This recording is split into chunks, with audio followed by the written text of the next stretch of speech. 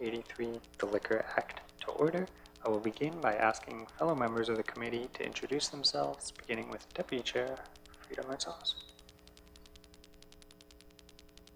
Frida Marsalis, MLA for Tabacha. Thank you. MLA Cleveland.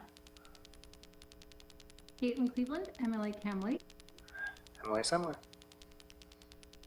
Lisa Semler, MLA for Twin Lakes. Thank you. All members present. We are also joined by Committee Clerk Cynthia James, Committee Advisor Nigel Woodrush, and our Deputy Law Clerk, whose name is she's going to tell me. Catherine Nade is a articling student with our Law Clerk's office. She has recently joined us. Sorry, Catherine. So presently, committee is holding a public hearing for Bill 83, the Liquor Act. We also just got back from some travel on this bill to Inuvik and Norman Wells. And at this time, we are taking any submissions. And just so you are aware of who we are, so the government introduces the Liquor Act. They went through quite an extensive review. There is a What We Heard report. There is a number of recommendations of things they are planning to change, both in the legislation and oncoming licensing regime and regulations. We have the bill before us, and as we as a committee can essentially propose changes to the legislation. We at the end of the day can propose that the legislation not pass at all, and we can vote it down. That rarely happens, but it is an option as regular MLAs. Once it's in the legislature, it is our bill to do what we wish with. But at this point, we are taking feedback from the public and looking to hear any concerns with the bill, any changes with the bill. I think it's fair to say that it's been a long time since the Liquor Act was updated. The licensing regime we have in the Northwest Territories and the administration around liquor, the laws have not changed in a long time. And so this is really, the opportunity for, in a few decades, to change how we approach and regulate the sale of alcohol. But with that, I will turn it over to our only witnesses who traveled here today to introduce themselves and any comments or questions they may have. My name is Peter Allen. I've been working with Big River for about 15 years and as an advisor to the board. My name is Linda Croft. I'm the general manager at Big River Service, and I took over that role in 2021. And Peter and I came because we thought it was a question and answer period, but Peter is always prepared, and he's going to do a presentation for you. I'll hand it over to you, Peter, and any questions you have, I can do my best to answer them. I know many of them will be for the GNWT themselves, and so we can also just take them back and get proper technical answers for you. But I'll turn it over to you, Peter. Thank you, and thank all of you. Big River has been in business and owned by the Fort Providence Métis since probably 16, 17 years. They operate 4 different areas. They have the gas bar, everybody's aware of that. They have a restaurant, they have a bar, and they used to have a motel, right? So the bar hasn't been a major contributor to the overall profits. In fact, it operated pretty much as a loss. The business itself is fairly financially stable. It's about $6.5 million in sales, and of which the bar contributes, I think, about $150,000 in sales. So the bar is just licensed to provide beer and is it wine? Just beer, right? Beer, wine, and spirits. Beer right now, but previously it was just beer. It was just beer. So when the pandemic hit, the Department of Finance, they looked at ways in which they could support local businesses, and one of those ways that they identified was allowing businesses like Copper House and also like Big River to sell spirits, and that was used to basically provide extra income because of the margins necessary to allow these businesses to continue to survive and prosper. So when that order came in, they immediately stocked up and provided services to the community. Previously, the community could get access to alcohol, but mostly it had to get access through bootleggers or drive to Hay River. So having a local sort of outlet provided some opportunity for people who wish to consume spirits to buy locally. In terms of the economic impact to the business, with the margins and the contribution to profits, it provided the surplus was sufficient to allow Big River to get through the pandemic at above with a profit, right? So if it were not able to have or didn't have the authority to sell spirits, that wouldn't have been the case. So it was seen as a welcome and necessary service that Big River had. So as a result of the pandemic, all of those measures were temporary, and as the government would do, they would identify that there will be either they will go back to the way things were, or they will look at things and to see if these measures have some validity in carrying on. So the Big River is obviously it's in its best interest to continue to provide liquor or spirits, sales of spirits. Now, we're fully aware that the concerns that related to criminal activities, and some disruptions that caused by alcohol. When we made our first presentation, we made a written presentation, and Linda will provide you a copy of it. But we identified that, in fact, the crimes against persons and properties were going up, and they didn't necessarily go down once local access was available.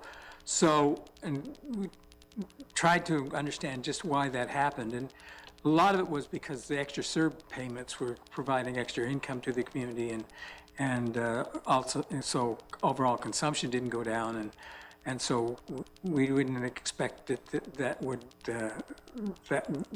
would happen as well. So, but we tracking it going forward. We haven't the latest data isn't in to determine what the impact of local sales has been on criminal activity and disruptive activity on behalf of the community.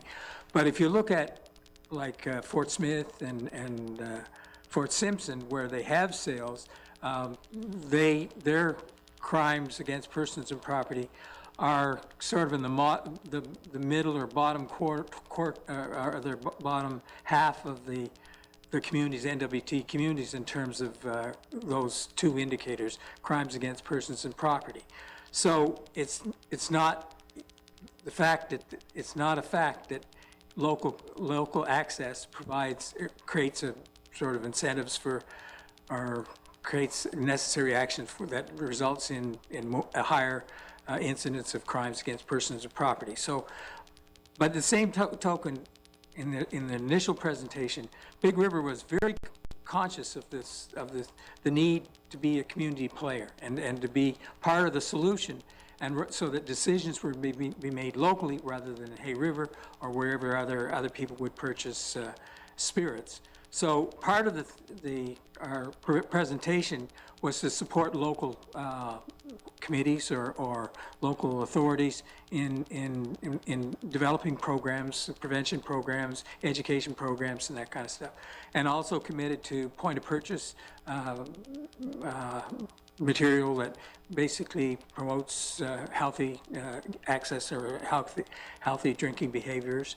And also the Big River has been very conscious, and anytime there's a community event, and dealing with the authorities necessary to make sure that if there are some restrictions necessary, that those restrictions are put in place. Also, Big River is willing to make a contribution to programs, from its profits from alcohol sales to local initiatives supporting, healthy education on healthy use of alcohol and that kind of stuff. So when we look at the legislation, they define basically the proposed legislation. They decide whether the impact on existing license holders or impact on or new licensees. Now, we're not sure whether we're in where we fit in there. Our position, our hope would be that it would be considered an existing outlet, and so that it wouldn't have to go through the necessary getting all the approvals and plebiscites necessary to become to get a full license or have the existing license being honored. So that's where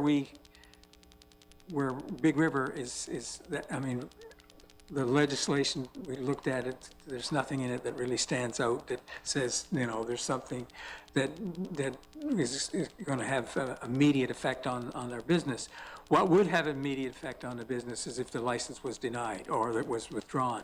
If that was withdrawn, that money that's basically going to pay the BDIC loan and 26 employees and would be certainly not necessarily threatened, but it would certainly be compromised to some degree. So, I guess our bottom line would be, our preference would be that things would remain pretty much as they are now, and that that temporary license would become a permanent license, and it would be, but it wouldn't be necessarily business as usual, because Big River has stated that it is of its commitment of trying to be part of the solution in trying to work with authorities and to provide resources to those that are promoting healthy drinking and that kind of stuff. So our position is that it's not business as usual. We understand there is a problem, and we understand, and they're committed to working with others to put up whatever necessary programs and policies, in fact, in place to mitigate or to relieve that problem. So the alternative, of course, is if it gets denied or withdrawn, or it has to go through another a process, that it ends up that the community, for whatever reason, I know there's an appeal process and that kind of thing, but if we have to go through that, that's a necessary evil, I guess it would be considered as such, right? But so that's basically our position. It's certainly the license has provided an important bridge during that pandemic. That bridge has now been extended, and but it's still part of its overall funding for the business, and it's questionable right now because the bar itself is not making money, hasn't made money, and there will be a question as to whether they can continue to offer sales, beer sales through the bar. So that's a decision that has been made, but it will be a decision that will have to be addressed if this goes otherwise. Thank you. Thank you. Sorry, I know you came here probably expecting some answers, but I'm going to ask you a question which I believe you probably are looking for the answer for. You have a temporary license for those sales due to COVID, and have you not been told a date when that ends? It's just kind of do you have an understanding of when it ends? Thank you. It's just been left in limbo. I spoke with, I think her name was Lynn White. I think she maybe had a part in the original drawing up and discussion with different people to do Bill 85. And when I spoke to her, she said that it was going to end, but we've never received official notice of when or whatnot. So that was one of the questions we came to ask tonight.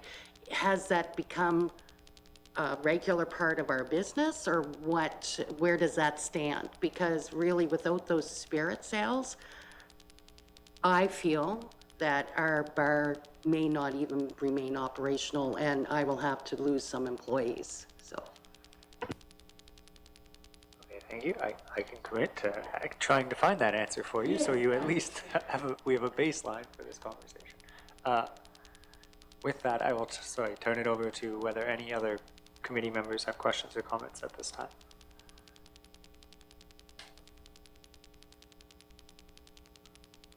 Okay, hearing none, I do have a couple other questions for you.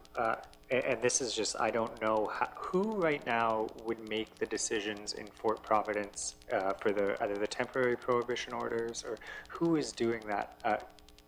Is there some sort of group created, like a committee system, or can you give me who's making those decisions in Fort Providence? Thank you. At the community level, it's discussed between the band council, the Métis council, and the hamlet.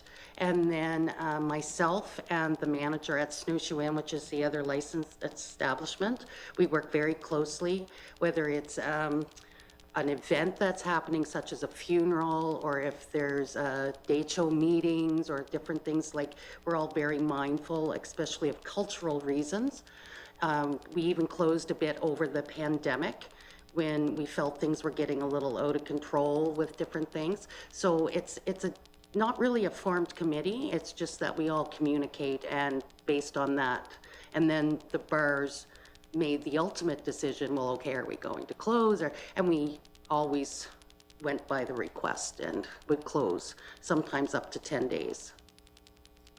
But to our knowledge, and you can correct me, there is no formal restrictions in respect to sales. There's a number of communities that are listed as having restrictions in place, presumably as a result of plebiscite or some sort of, but Providence is not one of them. Correct.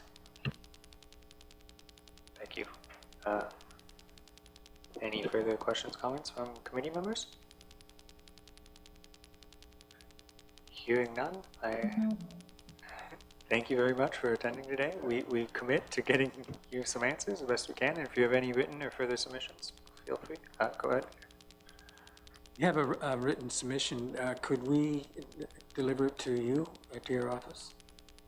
Yeah, and we can always be reached at.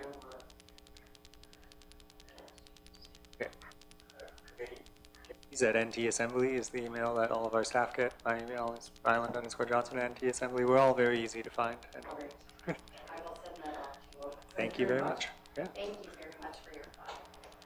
If you're ever down, please stop and say hi. Yeah, I always stop at the Big River. Thank you. Oh. Thank you. Committee, seeing there are no other witnesses tonight for the public hearing, I will end the broadcast and we will take a 1-minute break.